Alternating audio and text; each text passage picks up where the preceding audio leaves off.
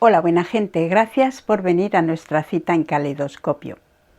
Hoy me gustaría que analizáramos y que veamos en el caleidoscopio esa afición que tenemos para conocer el futuro de antemano.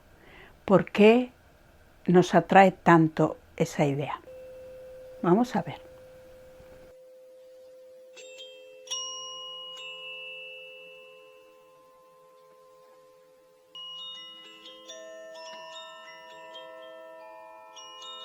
Es un hecho fácilmente constatable porque en todas partes hay mucho interés en general en conocer cómo van a ir las cosas mañana, el mes que viene, el año que viene, dentro de unos años, qué va a pasar.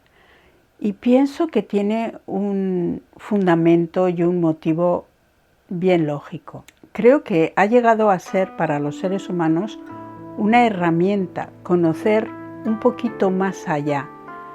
Por ejemplo, conocer el tiempo climatológico que va a hacer mañana. Siempre ha habido muchísimo interés en eso, ¿no? Predecir para prevenir es una herramienta importantísima a nivel práctico. Pero creo que ya nos hemos instalado en ese hecho y estamos más pendientes de eso, de lo que nos pueden llegar a contar de mañana, del futuro de la humanidad, de nuestro propio futuro, que del presente. Además, es como si ya olvidáramos que en gran parte podemos conocer nuestro futuro simplemente viendo cómo es nuestro presente. Tiene mucha lógica que nos encontremos en el punto en el que nos encontramos por lo que hay detrás nuestro y que el futuro será también en consecuencia en gran porcentaje por las actuaciones de este momento. Es lógico pensar que cada una de nuestras acciones ahora mismo conforman nuestro mañana y nuestro porvenir. Sin estar demasiado pendientes en el porvenir, lo estamos ahora mismo creando en gran medida, en un gran porcentaje. Luego están las cosas que no están en nuestras manos, que no están relacionadas con nuestras propias acciones. Es también un porcentaje de ese futuro que tanto nos gustaría conocer.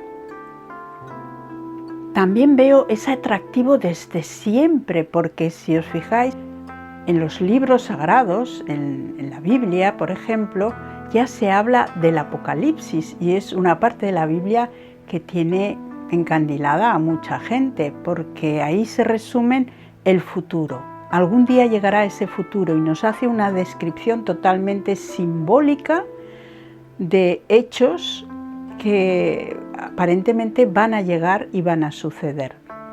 Así que ya desde entonces los adeptos a estas tendencias ya tienen material donde revisar y donde hacer cábalas sobre qué es lo que va a pasar un día a nivel humanidad, por ejemplo.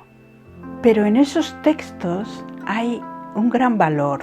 Realmente, si habláramos a nivel general, podríamos ver cómo los ciclos se desarrollan y suelen tener esas mismas curvaturas, esas mismas fases y son fácilmente predecibles a nivel general.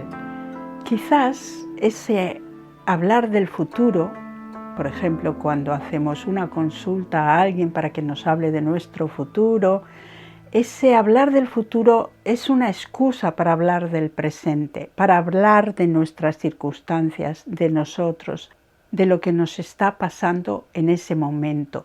Y ya eso es un consuelo. Y si además la persona que tenemos enfrente nos ofrece esperanza, nos hace visualizar un camino bueno, unos acontecimientos favorables, pues nos vamos muy contentos. Lo interesante sería no estar constantemente fijando la vista en el futuro. Hay elementos, hay cosas que pasan que sí que te preparan. Yo creo que ese interés también es un deseo de estar preparado ante ciertas cosas. Y por ejemplo, esto existe, los sueños premonitorios, yo misma los he vivido, en los que acontecimientos importantísimos de mi vida yo ya los había soñado, con variaciones pequeñas de escenario, pero básicamente esos mismos acontecimientos. Y no puedo decir que no sea una preparación, que realmente sea como conectar con algo que está sucediendo de una forma eternamente, conectar con una información que después te encuentra más preparado, como si ya hubieras vivido eso y entonces no es algo tan de golpe, tan de sopetón, tan desconocido. Así que ese juego entre el futuro, el presente, el pasado es interesante, es una buena herramienta. Creo que como todo necesita una medida, necesita que no nos distraiga excesivamente del presente y que además no creamos que todo lo que viene después viene por arte de magia, sino que estando aquí ahora, conscientes de lo que estamos haciendo aquí ahora, de alguna manera, en gran medida, podemos conocer el futuro, porque será muy parecido al presente, ¿no? Hay una frase de una canción de Silvio Rodríguez que dice: yo me muero como viví, y es algo así. Yo pienso que no hay grandes diferencias, que cuando hablamos de eso, queremos hablar de eso, cuando leemos ese futuro humano, estamos queriendo conocer mejor este presente, en qué punto estamos y cómo estamos, qué es lo que estamos sembrando, ¿no?